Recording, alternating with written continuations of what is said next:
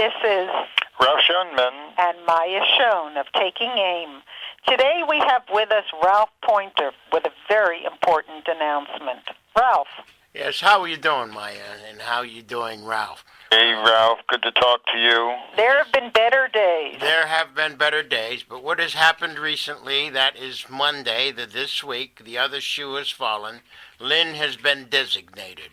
We don't know where or when, but after an inmate has been designated, at any time they can be shipped out.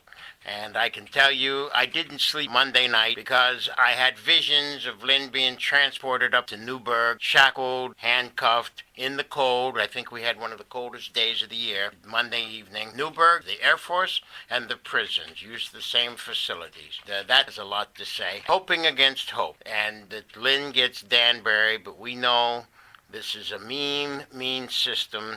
And as Lynne said earlier on, after we were discussing the political situation in America, she says they're looking to kill some of the truth tellers, and they're only looking to silence me in jail for 10 years. Newburgh Air Base is about 60, 70 miles north of New York, and it gets colder as you go north. And like I say, my imagination went wild with me because the air base at Newburgh, it's an Air Force base, it's a reserve base, and I says, isn't it ironic that the Air Force base and the prisons use the same facilities?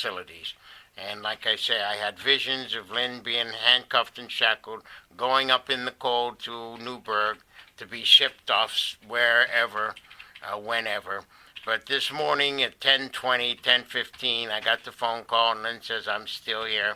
And the situation is the same. But as I say, she has been designated. She was sentenced as a terrorist. I don't know what prison they would send her to. There are no terrorist female prisons. So we're just guessing at everything being said. When she was in MCC, she didn't get the same treatment, the terrorist treatment of Sadiq. You know, the woman from Pakistan. Afia Sadiq. Yes, Afia Sadiq.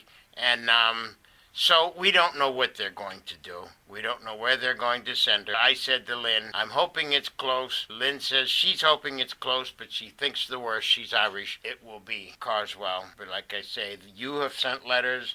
All of our supporters, her supporters, have sent letters asking that she be in Newburgh, close to her attorneys, where she could perfect her appeal. So we know nothing.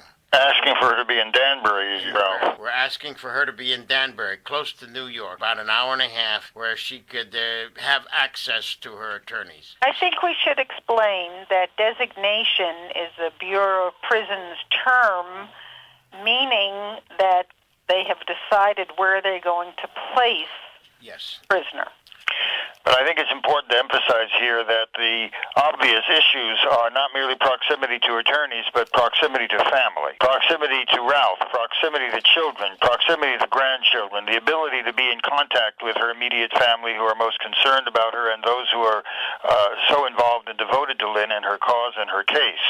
So the decision, if it is a decision not to allow her to be in proximity to those with whom she has been involved most intimately as family and as comrades and as colleagues, is a particular aspect of the sadistic persecution and prosecution of Lynne Stewart.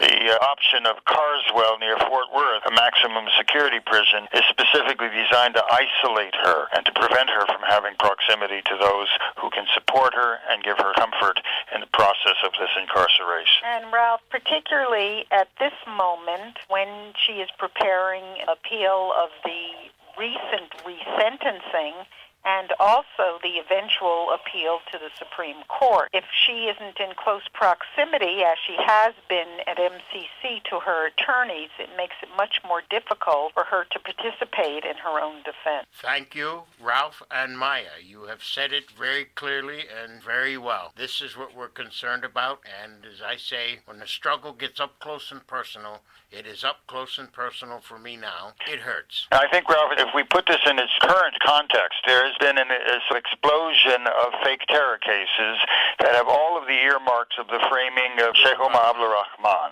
all of the earmarks of the setting up and framing of Lynne Stewart, for that matter. It's fake terror. terror.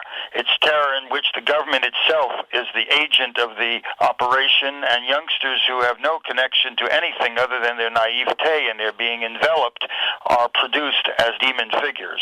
That was the method that they used with Sheikh Omar Abdul Rahman. It's the ongoing method, and it's the means to which they seek to terrorize the American people with this specter of ever-increasing danger, when that danger is centered in the authorities themselves, who are engaged now in a massive campaign to repress resistance to the collapse of an economy and a system in terminal decay.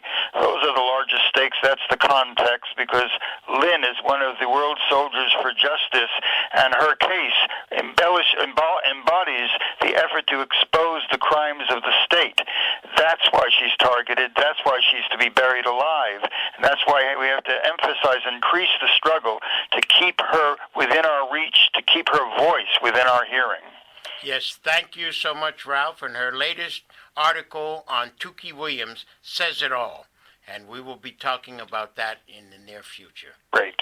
Thank you again. Thank you, Ralph. This has been Ralph Schoenman and Mya Shone with Ralph Poynter with an update on the case of Lynne Stewart.